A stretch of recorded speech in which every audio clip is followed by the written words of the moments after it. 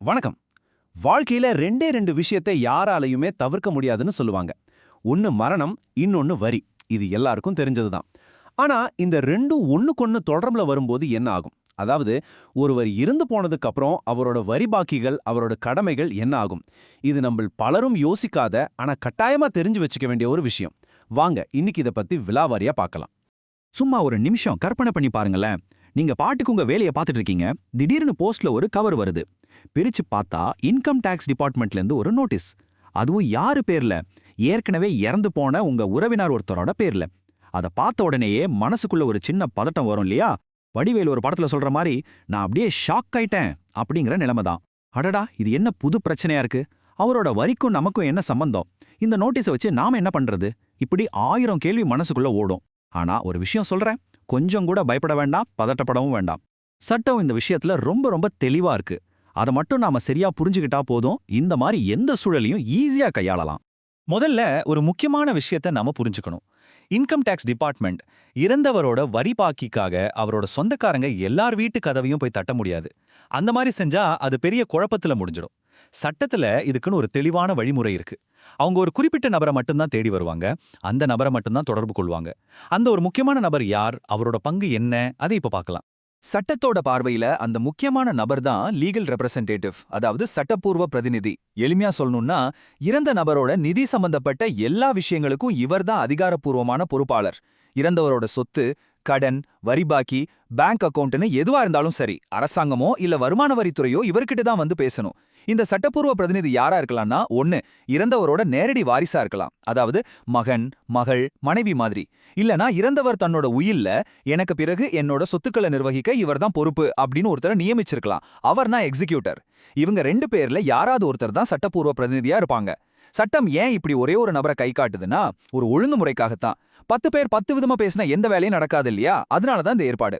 சரி, இப்போ நாம இந்த விவாதத்தோட இதய பகுதிக்கே வந்துட்டோம். இது ரொம்ப ரொம்ப முக்கியமான ஒரு விதி. இந்த ஒரு விஷயத்தை நீங்க சரியா மனசுல பதிய வச்சுக்கிட்டீங்கன்னா, உங்களுக்கு வர்ற பாதி பயம், பாதி கவலை அப்படியே காணாம போயிடும்.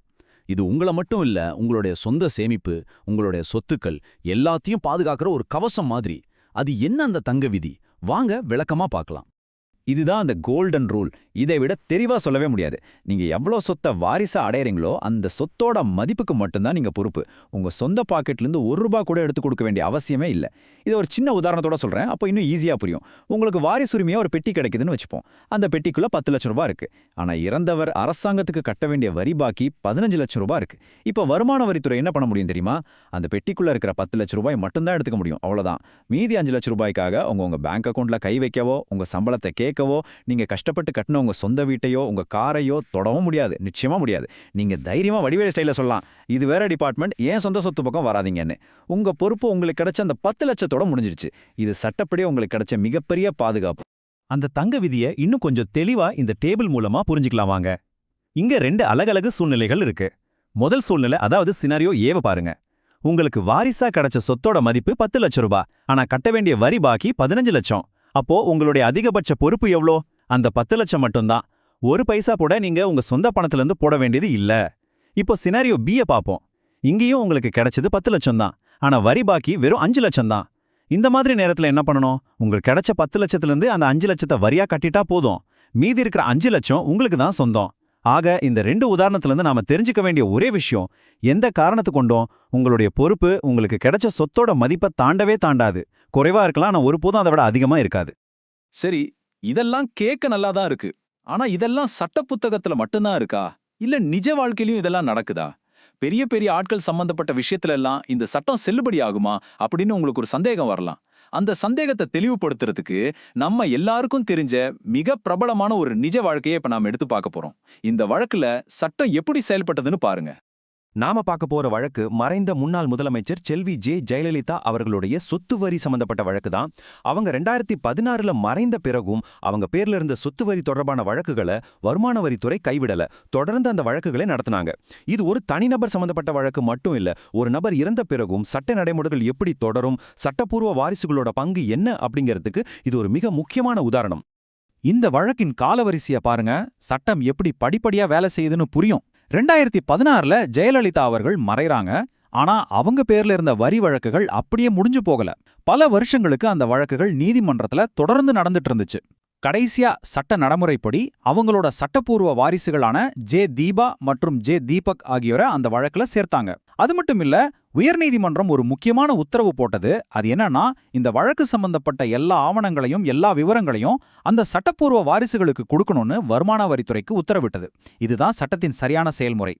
ஆக இதுல ரொம்ப ஆழமா கவனிக்க வேண்டிய விஷயம் என்னன்னா, நீதிமன்றத்தோட அந்த உத்தரவு தான்.